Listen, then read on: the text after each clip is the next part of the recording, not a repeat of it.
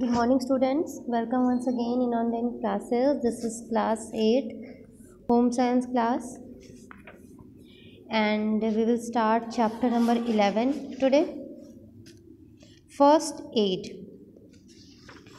और इसके बारे में आपने लास्ट क्लासेस में भी थोड़ी सी स्टडी करी है फर्स्ट एड के बारे में, तो थोड़ा सा और जान लेते हैं इसके बारे में.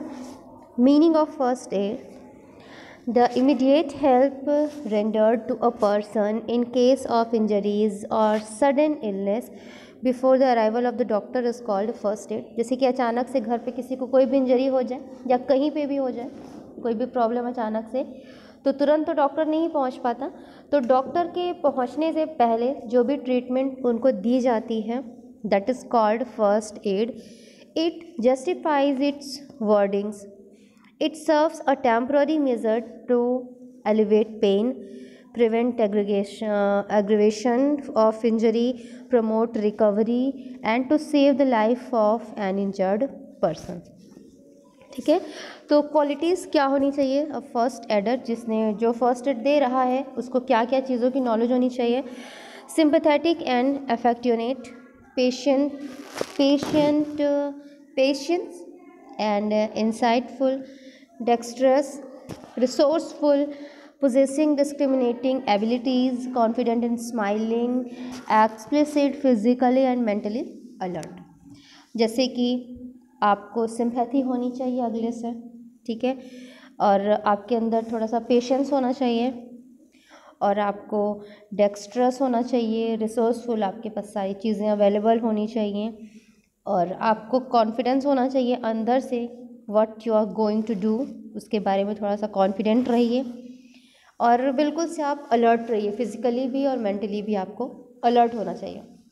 ड्यूटीज़ क्या है उस फर्स्ट एडर की? Calling a doctor. तो जब भी आप फर्स्ट एड किसी को भी देना शुरू करो, दे दिया आपने, बट आप तुरंत डॉक्टर को भी कॉल करिए. प्रोवाइडिंग रेस्ट टू पेशेंट, उसको रेस्ट दीजिए. केयरिंग एंड ड्यूटीफुल, आपको केयरिंग होना चाहिए, आपको अपनी ड्यूटी पता होनी चाहिए कि आपको उनको कौन कौन सी फैसिलिटी देनी चाहिए.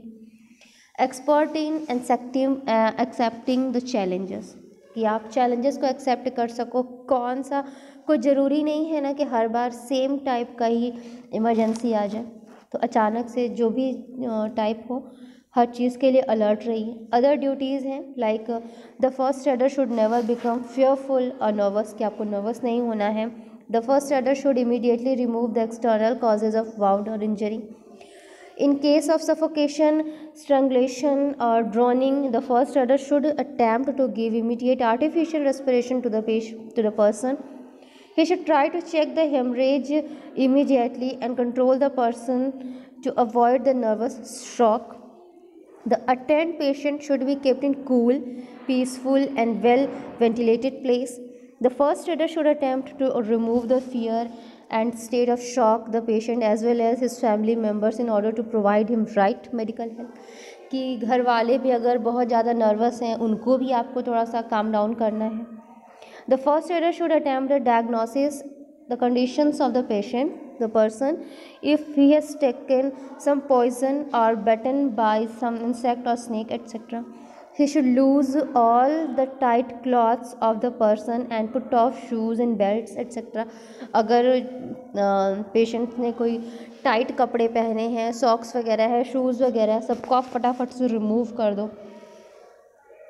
And he should immediately rush to contact a doctor, nursing home and at the nearest place. सबसे पास में जो भी नर्सिंग होम है, जो भी डॉक्टर है, सबको आप फटाफट से कॉल करो.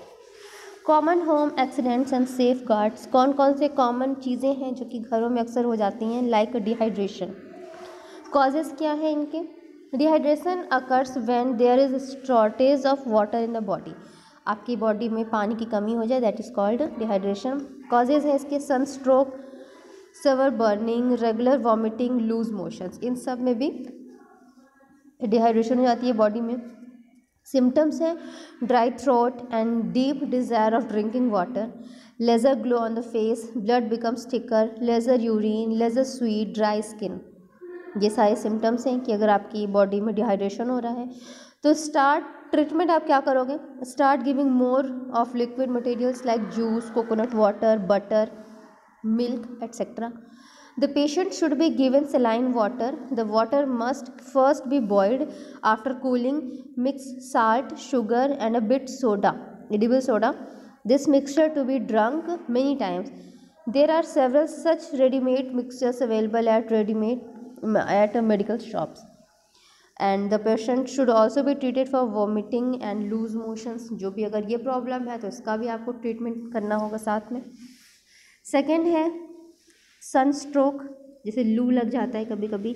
Long exposure to the hot sun without proper protection causes sunstroke. The patient becomes unconscious, his face becomes reddish and the skin hot and dry. The temperature of the body is raised. It can be fatalistic. Symptoms हैं इनके headache, feeling of giddiness, heavy eyelids, skin turning dry, throat become dry, and intense desire to drink a lot of water, face turning red and temperature becoming high. Patient starts heavy breathing. Patients may even faint. And treatment कैसे कर सकते हो आप इसका? Room should be ventilated. Tight clothing should be removed immediately. An ice bag should be applied to his head and spine. Body should be sponged with icy water. The patient may be given Epsom salt. The temperature should be cooled down up to 18.4 degree Fahrenheit. Shifting to nursing home for medical treatment. Third है high fever. एक ये भी चीज़ें होती हैं घर पे अक्सर देखने को मिल जाती हैं. हाई फीवर कभी कभी बहुत ज़्यादा हो जाता है, तो इसका प्राइमरी ट्रीटमेंट आप दे सकते हो.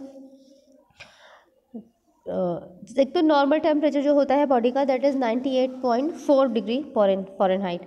और अगर आपकी बॉडी का टेम्परेचर 102 डिग्री फ़ारेनहाइट से ज़्यादा जाता है तब it is called high fever. ठीक है, अगर इससे ज़्यादा हो रहा है तब आपको क्या करना चाहिए? The patient must be laid properly ventilated open space. Bandage dipped in chilled water should be placed on the forehead of the patient. बिल्कुल चिल्ड वाटर में डिप किया हुआ कपड़ा उनके माथे पे बार बार आप लगाओ. The ice packed in ice cap may also be placed on the forehead. Paracetamol and or crocin may be given before actual treatment. The patient must be given drinking water at regular interval. 4 is burn and scalds. Burn is a specific injury caused by dry heat such as fire or a piece of hot metal, contact with high tension electric currents, friction और corrosive chemicals such as concentrated acid और alkalis. इन सब चीज़ों से आप जल सकते हो जो स्किन आपकी डैमेज हो जाती है. And scald is the injury caused by moist heat such as boiling water or steam, hot oil, tar, poultice applied on skins. तो ये चीज़ें होती हैं. एक तो बर्न है कि आप किसी सूखी चीज़ों से आप जल गए हो, और एक जो लिक्विड से जल जाते हो या मॉइस्ट से जल जाते हो दैट इज़ स्कैल्ड. अब इनके सिम्टम्स क्या हैं? स्किन टर्निंग रेड, स्किन आपकी बिल्कुल से रेड हो जाती है. Tissues of the skin are destroyed. Burning sensation, blisters on the skin, blisters आ जाते हैं कभी कभी स्किन पे, कभी कभी क्या अक्सर ही आ जाते हैं. ट्रीटमेंट कैसे कर सकते हैं? When the burn or scald causes blisters, they should be dealt with very carefully. They should not be rubbed in such a manner that there is a danger of their bursting. Clothing should not be removed as the area of burns or scald, including the clothing over it, is sterile for a short period. Thus, the burnt clothing should not be removed immediately by any person. The burnt or scalded body part should be covered by sterile cotton along with the burnt cloth's wrapping. The affected parts should be kept in bandages along with the support of heavy cotton pads. The patient should be kept warm in blanket. Plenty of warm drinks with a lot of sugar should be given to the patient. Thereafter, immediate medical help should be provided to the patient. Fifth है fractures. When a bone is broken or cracked, it is termed as a fracture. तो ये fracture जाते हैं। और कभी कभी है कि आप झटके से चल रहे हो, गिर गए, थोड़ा सा फ्रैक्चर हो गया, या पैर थोड़ा सा मुड़ गया, इस टाइप से हो सकते हैं। तो कभी कभी तो एल्कन बोन और नी कैप आप यूज़ कर सकते हो इस चीज़ के लिए। सिम्टम्स क्या हैं? The injured person complexion of a severe pain at the place of fracture, दर्द होता है। There will be heavy swelling around the seat of fractured portion, जहाँ पे फ्रैक्चर है वहाँ पे स्वेलिंग बहुत ज़्यादा हो जाती है।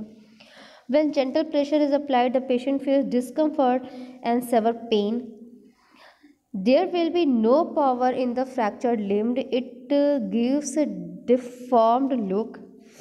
Injured person feels uncomfortable in movement of injured limb. Fractured bone, if moved, produces rough crackling sound. Sometimes the patient comes in the state of shock during fractions. Treatment कैसे दे सकते हैं? The first rule to be followed by the first aider is that fracture limb should be settled by a support at a right place and position, कि आप जो भी चीज़ें fracture उनको राइट पोजीशन पे लेके आओ। It should be kept in a natural position.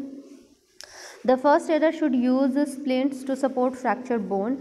It should be embolized and properly bandaged.